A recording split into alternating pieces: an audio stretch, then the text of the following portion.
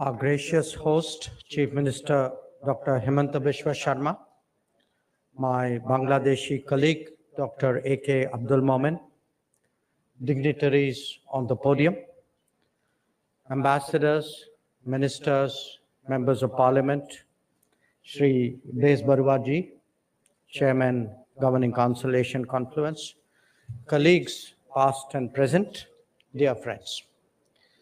It is a great pleasure to be back in Guwahati for the NADI conference. And I must congratulate the organizers, Asian Confluence, who in partnership with the Government of Assam and the Policy Planning Division of the Ministry of External Affairs have put together what promises to be a very focused and stimulating gathering. Conversations help to create change, and thoughts about confluences certainly encourage plans of cooperation. So there is a lot before all of you to ponder. Now, as many of the speakers have said before me, NADI is life, and it is but natural that human civilizations all developed on the banks of rivers. And from those habitations arose commerce, which reflected the exchanges of goods and services between them. For that to happen, distances needed to be traversed as smoothly and securely as possible. And therein lay the importance of connectivity to history. It was the pathways that facilitated mobility and migration which determined its course. Who used them, who dominated them, who leveraged them, who blocked them. These have been the ups and downs of societies and nations over time. NADI itself was often the connectivity. And today, as we gather alongside one of the great rivers that courses our land, how to connect peoples more effectively is an appropriate subject to discuss. The extent of success in doing so will determine our prosperity, and we carry forward our deliberations bearing in mind that connectivity, commerce, culture, and capacities are the core objectives of the Asian Confluence. Better connectivity is central to improving the ease of doing business and the ease of living, both key priorities of the Modi government. When done with imagination and on scale, it can actually have repercussions far beyond the immediate issues of the day. So, with Guwahati as the location, let us consider the enormous promise that it holds, not just for the region and our neighbors, but even for the geographies beyond. To comprehend that fully, ponder for a moment on the impediments that we need to overcome. The most formidable and long-standing are the physical barriers of topography. But then, as we have increasingly come to realize, these can be solved by engineering and human ingenuity. There are then the human-made obstacles, the outcomes of choices that we ourselves have made in the past. These are best addressed by a vision that realizes the shared gains offered by regional cooperation. And when it comes to the process of connecting, then the broader our definition of that bonding, the more effective will be its impact. Connectivity may have started with roads and waterways, or as the minister said, river roads. But today, we also conceptualize it as power grids and data corridors, education and tourism, and as energy flows and cultural contacts. In fact, anything that connects is connectivity. Now, what happens when we are successful? And that is not a hypothetical question, because we can already see before us evidence of some progress. For a start, an India that is more connected to the Northeast, and a Northeast that is more connected to India's neighbors will mean a complete transformation of the regional economy. Instead of being regarded as a frontier, it will emerge as a hub in itself. Its resources and skills will have a larger and more ready markets. The supply lines in and out will be shorter. The outlets to global access would be diverse and manifold. The intensity of economic activity will rapidly deepen because it will capture many more segments. Bear in mind too that in the long history of the Indian subcontinent, its high points were periods when the East was the most prosperous. Today too, our national resurgence is directly connected to the economic revival of the East. The coming together, therefore, of the Act East and the Neighborhood First policies have an enormous reinforcing impact. And it is one that extends beyond the confines of South Asia. The realization of the potential of BIMSTEC is one example, and the Thai Vice Minister spoke about it, is one example that will change the Bay of Bengal. But think what happens if land connectivity through Myanmar and a sea connectivity through Bangladesh become viable. On a commercial scale, a world all the way to Vietnam and Philippines, from Haiphong to Hazira and from Manila to Mundra will open up, creating an east-west lateral with sweeping consequences for the continent. It would not only build on the partnerships that we have with the ASEAN and Japan, but would actually make a difference to the Indo-Pacific economic framework that is now in the making. It is definitely within our ability to overcome geography and rewrite near history, if only we can get the politics and the economics right. And as the Chief Minister pointed out, we can draw strength from far history in this regard. So let us see how this vision can be realized, can be achieved in real life on the ground.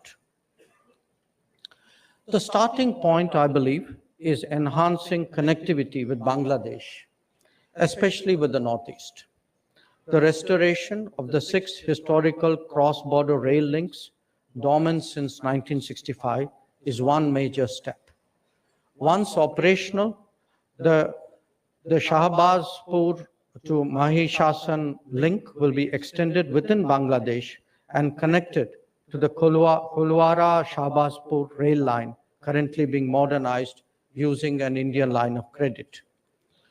Inaugurated in December 2020, the Chilahati-Haldibari line will further enhance Assam's connectivity to Bangladesh through New Jalpaiguri, including passenger traffic. A new rail link from Akhora to Agartala too is being developed under grant assistance. And we all know that this is already increasing trade between India and Bangladesh. Overland movement of goods is taking place using 28 notified land customs stations and 3 integrated checkpoints along the border.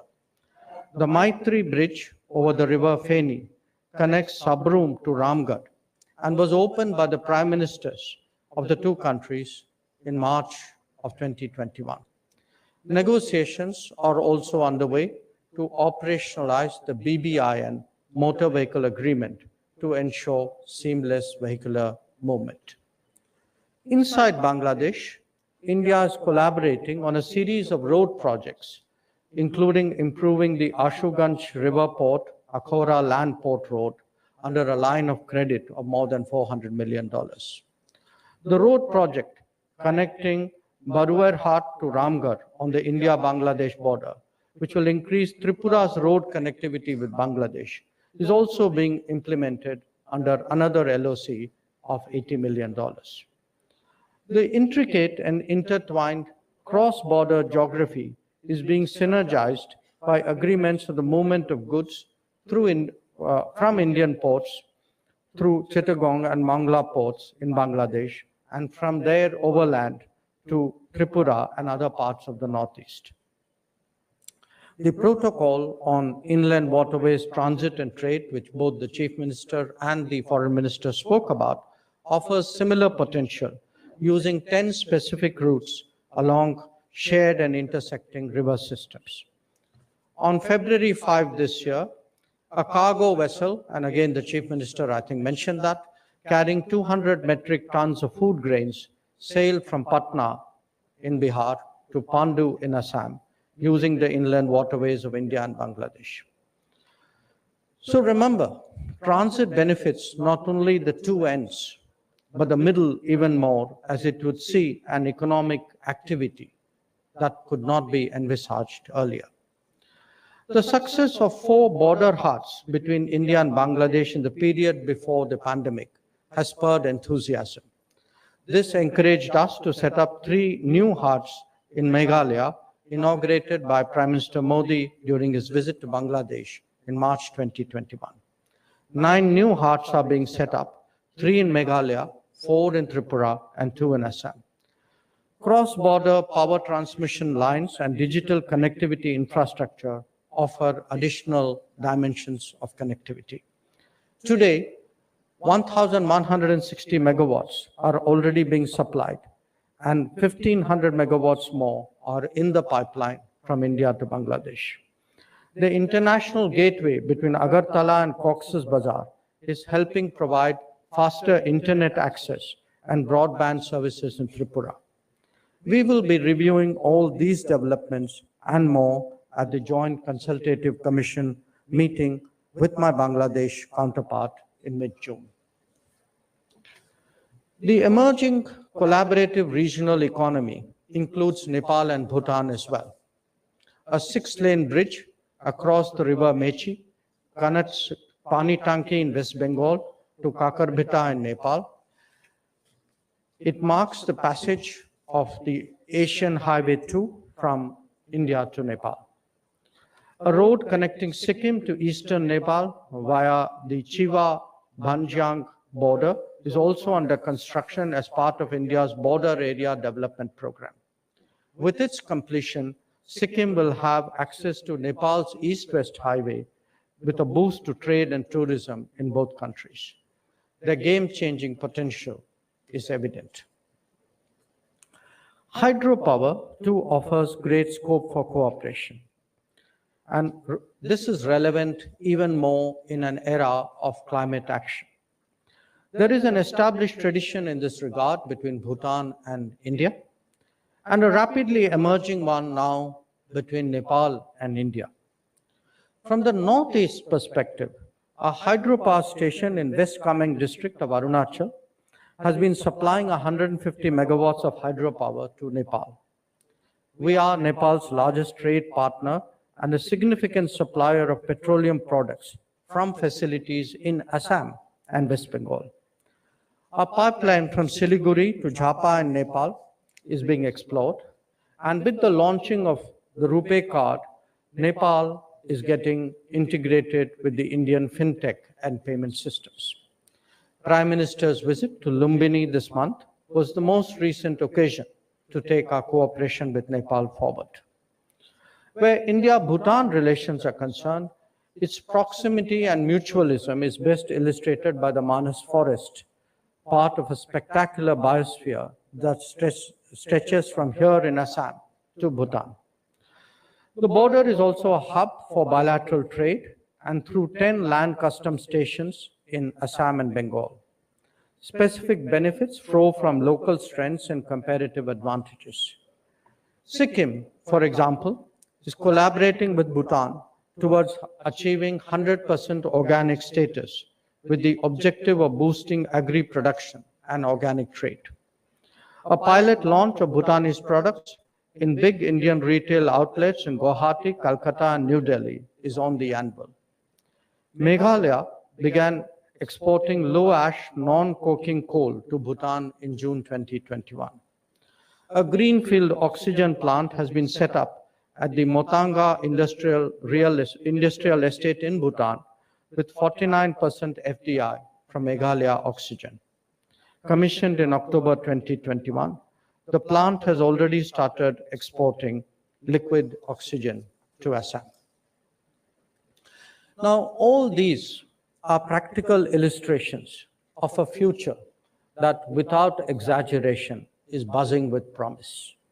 We are looking at the feasibility of creating a cross-border rail line between Bhutan and India running through Assam, or expanding the Buddhist circuit to connect cherished religious destinations in Bhutan and Nepal to those in Sikkim and Arunachal Pradesh.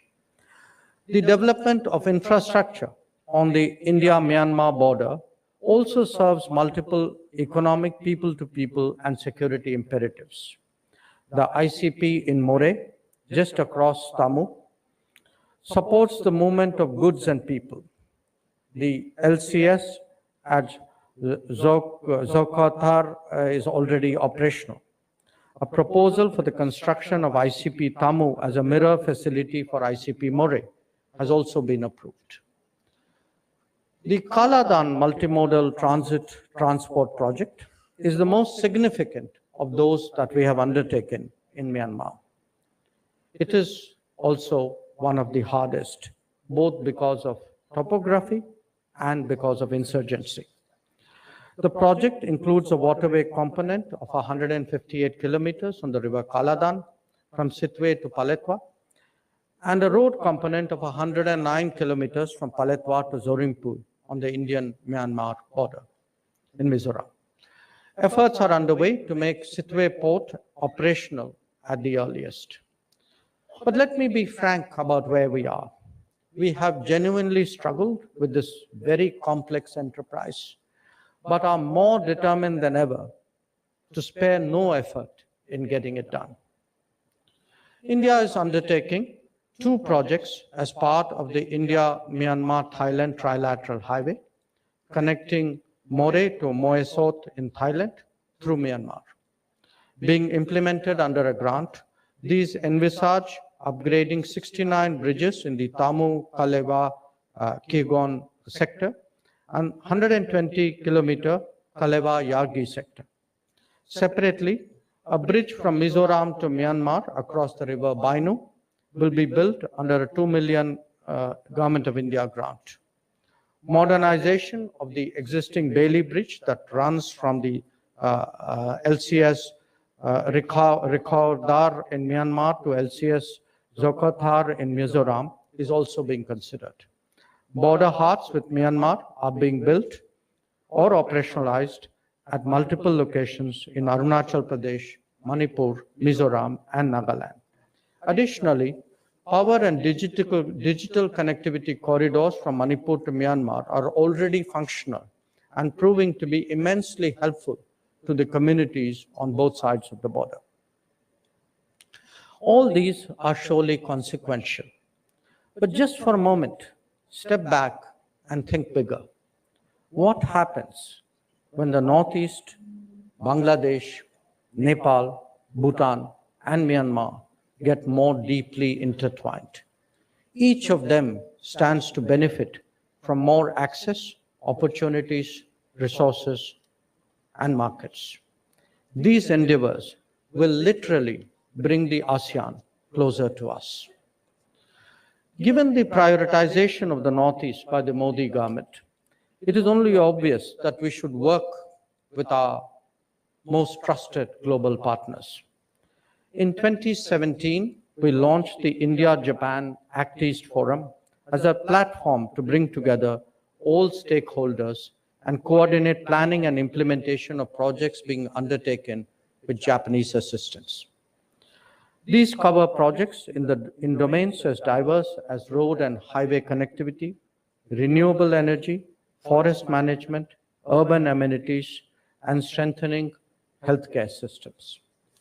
During Prime Minister Kishida's visit to India just this March for the annual summit, the 2 prime ministers launched an initiative for sustainable development of northeastern region of India as an overarching framework for enhancing cooperation in new areas such as healthcare, business-to-business ties, disaster management, and skill development.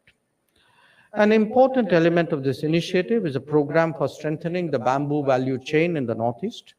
It aims to develop the region as a center of innovation and design for bamboo-based products. Skill development to train and equip young talent from the Northeast for the Japanese market is another important thrust area. There is a proposal from the Nursing Council of India, for example, to introduce Japanese language courses in nursing colleges in the Northeast. There's also a proposal to bring Japan overseas cooperation volunteers to select institutions in this region. Proficiency in the Japanese language would enable skilled youth of this region to be deployed in Japan under the Technical Intern Training Program, or even to seek employment in Japan as specified skilled workers once the enabling mechanism is implemented. So my message to you today is that diplomacy is not just about bridging positions through wordsmithery. It is equally about bridging societies through projects. It is about connectivity, it is about contacts, it is about cooperation. I have today the privilege of both sharing some big picture thoughts on what regional cooperation has to offer, as well as detailing activities that make it possible. It is only fitting that I do so in Guwahati in the presence of the Chief Minister. The participation of my Bangladeshi counterpart only highlights the indispensable role of his nation as a partner in this regard. Equally relevant is the presence of ASEAN ambassadors with us. They too should, I hope, take away from this meeting a good sense of what all of this means to our future. And the presence of our Japanese colleagues brings out the catalytic role that our Quad partner can play. So once again, I thank you for providing me the opportunity to set all of this forth and wish you a productive conference. Thank you very much.